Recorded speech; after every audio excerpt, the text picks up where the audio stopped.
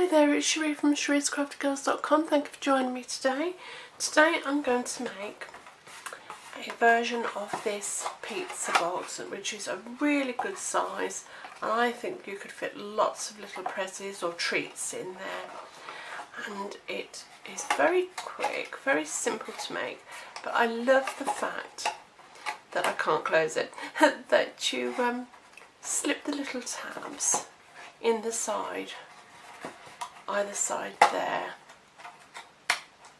Oh goodness, like that, to close it, so it really is like a pizza box.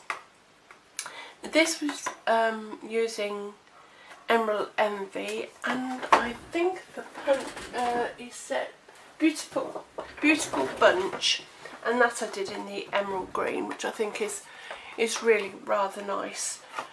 I love tone on tone. But the one I'm going to make today is very Christmassy. And what I've done is I've gone ahead and scored it and stamped it beforehand because I've heat embossed it. So it takes a little while, so I've gone ahead and done that beforehand. But for the box you're going to need a piece of cardstock that is the A4 size, which is 11.5 by 8 1/4, and you score it at 1 inch, 5 1/4 inches, 6 1/4 inches and 10.5 inches. That's on the long side, and then on the short side you score at 1 inch, 2 inch, 6 1/4 and 7 1/4. And the stamp set I used is the Snow Place, which it's such a fun stamp set.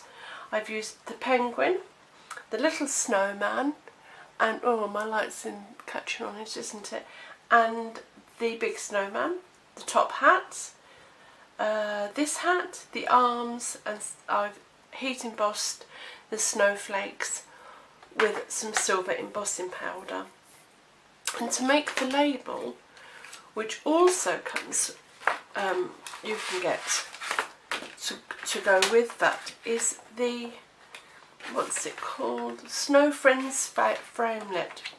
And with this I used the snowman, the big snowman, and the coal, the bow tie, his hands, some ear muffs. Oh, I don't know where that's come from, slipped out of somewhere.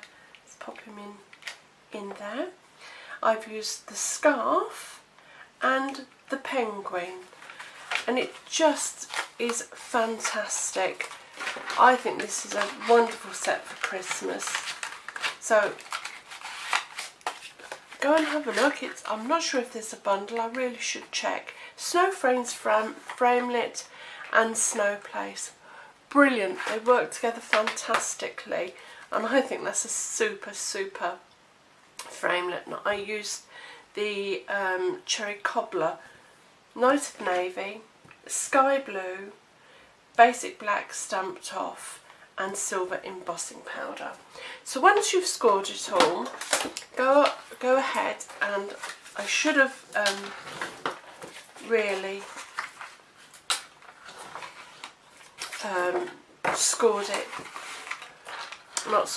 folded it before I embossed it, heat embossed it, because I don't want it to crack. But I think I've done it so that I do not go over any of my folds. That's the only reason really that you fold and score and burnish before you heat emboss it, so you don't crack at any of the embossing.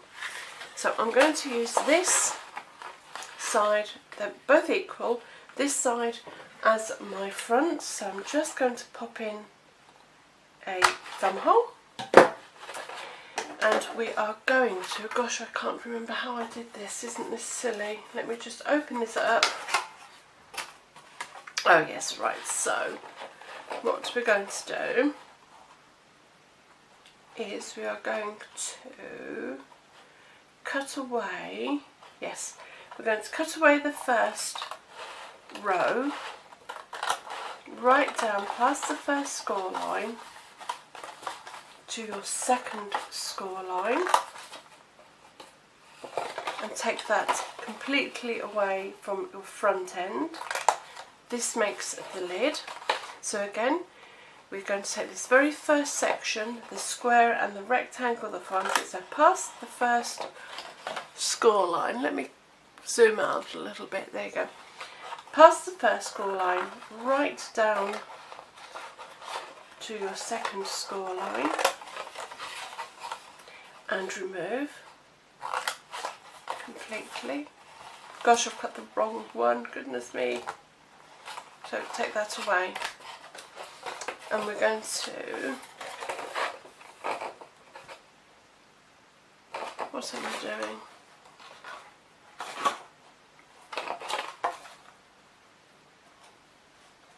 Yes, we're going to cut in there and in there. And this is the section that I've cut wrong, I think. I have cut it right, that's okay. Do you know, I still can't work this out, isn't it? Right, you're going to round slightly that section and the front bit, because they're the bits. So just give it a round sort of cut. So again there, you're going to, although you're going to nip that off, you're going to round to your front score line, because they're the bits that are going to tuck inside.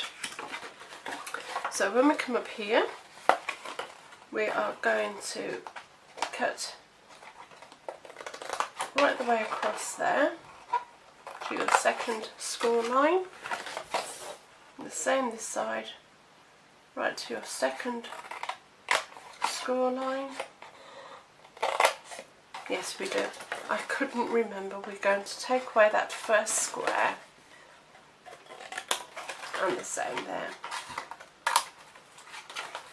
And just notch in tight. That's not very square, is it? Let's tidy that up.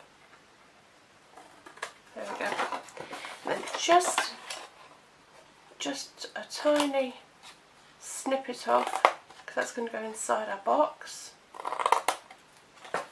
And the same this side. Just a tiny wedge either side. Need to keep these ones, so come right the way across and remove your first square, and again just notch slightly either side, and the same on the opposite side. So into the second one, take away your first square and notch. Okay, put that all out the way. So this is going to fold over, and this is what's going to make the piece for your lid to fold into. So we don't need to do any gluing on any of these pieces, just on the outer section here and on the outer section here. So taking some sticky tape, fast fuse, or yes, just those two, because I don't think snail will be strong enough. So just on your outer edge of the outside tab, and this is a little bit fiddly. Removing your backing paper, you bring in your two tabs on either side, like so, and just fold over your side, like so, and the same on the other side. Remove your backing paper, bring in your two tabs, and fold over your flap. So just bring them in and fold them in. And there you are. And just see, you have a little gap here and here, and that brings your inside flaps inside the box, and these just should fold inside those two. You may have to trim them down just a little bit just to get them in, but they do go. It's a bit fiddly, but right, that's what needs a little bit trimming. So just trim them down a little bit more. It always goes a bit haywire when you're on camera, doesn't it? So just round them just a little bit more. I'm just going to round that one at the end, I think. Like so. And a little bit more rounder on that side. Normally it would just go straight in, but perhaps I've folded it a little bit tighter, I don't know. But that goes in there, or should go straight in. I don't know why it's not. It's just been awkward, isn't it? Oh, I've folded it too tight, I think. I've made it...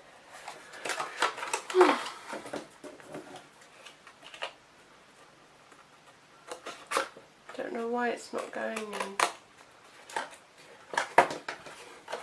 It's very strange. I think I must have folded it a little bit too tight. I really am not sure. But it should, like my other one, just fold straight in there. I don't honestly know why that's not. I should have no tab left in a minute. It's getting annoying. I will have to sort that out then, because I don't know why that's not fitting in there perfectly. That's very strange. I do apologise, because normally it just goes straight in. No worries. I think I must have folded it too tightly, I'm not sure. But it goes in like so, and there is your pizza box. So you just fold it in, and it should just slip in like that one does, and that one does. And there are your two pizza boxes. And this one I've made a beautiful little label for, and I'm just going to put, I don't think, am I? Yes, maybe I'm going to put some dimensionals on there. 4, I think. So pop the back in. Do apologise about the flaps, I don't know why they haven't gone in quite as well as I would have liked, and then just pop him on the top there. I think I've cut something just slightly out there, as you can see it's just a little bit too big, but there you have a beautiful Christmas pizza box. I won't struggle trying to shut that again, shall I? No, that's gone in fine this time. How strange. Beautiful. Oh, it's popped out. There we are. Gone in lovely. A beautiful pizza box. I think that's super. Really Christmas. You could fit some nice cookies in there, couldn't you? That would be lovely. And as I say, it's a wonderful set. Oh, the label was used made using the oval framelit set, and I just used two different sizes, one slightly bigger than the other, and put some dimensionals on, and so they just sort of sit proud of each other. But there we are, two beautiful little pizza boxes. Sorry about the edge, I don't know what happened there. Please forgive me. Leave a comment in the comment box. I would love to hear from you. Until next time, take care. Bye.